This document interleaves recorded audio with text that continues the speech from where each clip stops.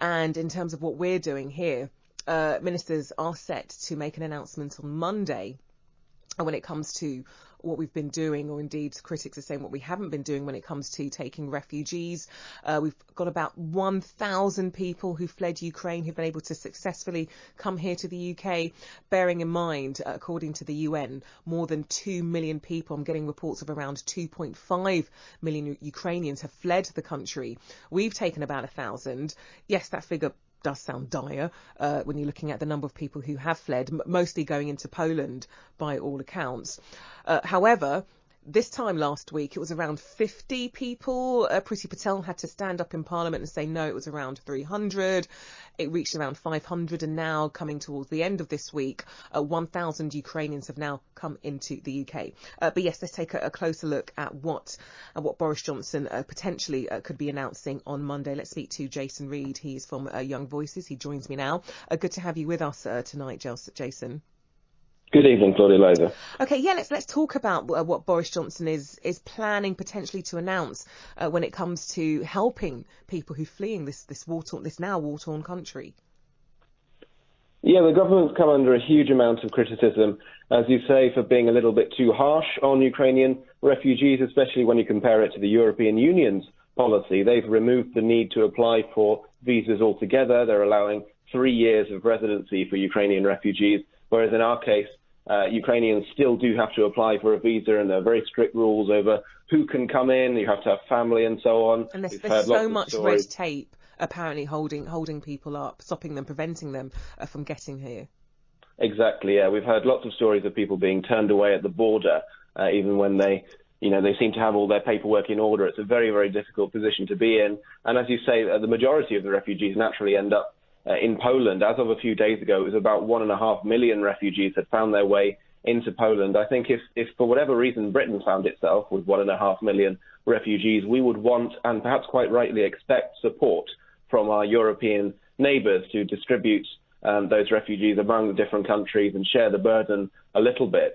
And so I think it is a little bit rich, shall we say, that we are not doing a little bit more, taking some quite simple and easy steps to make life easier for refugees coming to this country. And perhaps that's what we will see from Boris Johnson when he makes his announcement on Monday, because the pressure is building on this, especially since in the last couple of days, the Home Office appears to have been briefing that it wants to be more generous with its refugee policy.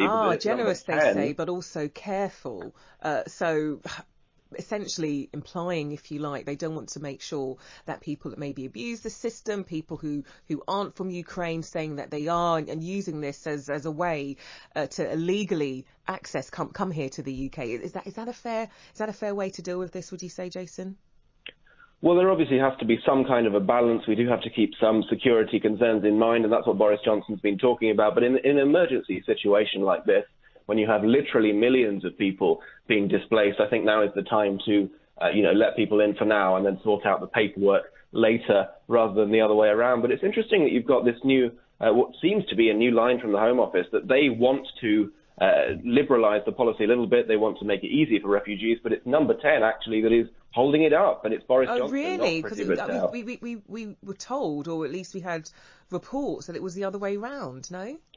Initially, that was the way it was being reported, but now at least the Home Office, it seems, wants us to believe that it wants to be more generous towards refugees. So perhaps there's been discussions behind the scenes, and maybe Priti Patel has won the argument, and Boris Johnson is about to announce a more generous refugee policy, or the other way around. We'll have to just wait and see what's announced on Monday. But do we know anything about these plans at all, or is it just really just sit down, wait and see? But yes, apparently just based on our generosity, the members of the public opening up their doors.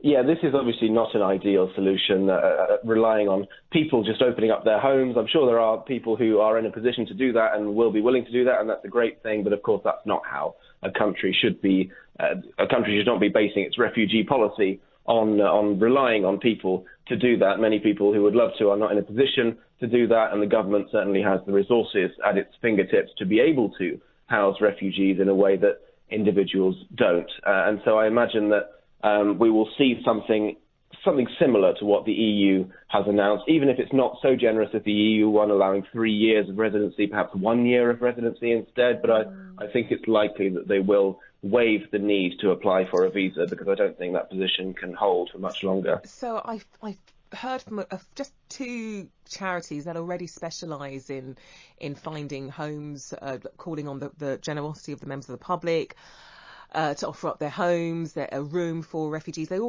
already do that, and the 2 that I've been hearing from, they have had thousands, in excess of around 5,000 people contact them saying they're very happy to offer up their room before Boris Johnson or ministers made this announcement over their plans.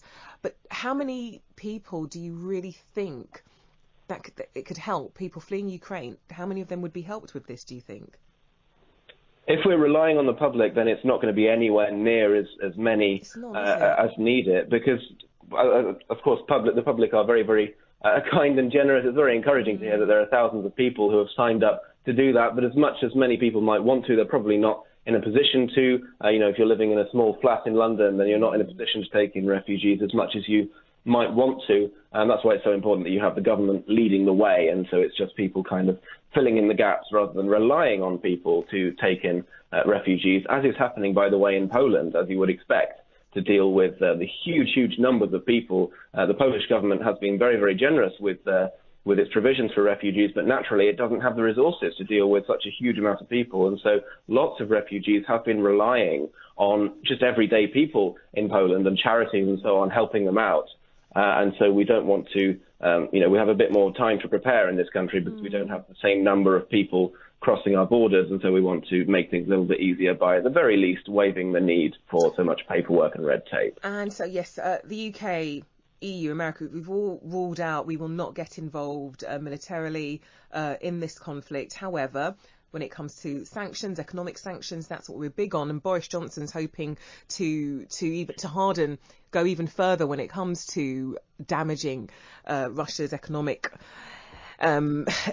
life, if you like. He's planning a trip to Saudi Arabia next week. What is he hoping to get out from that country?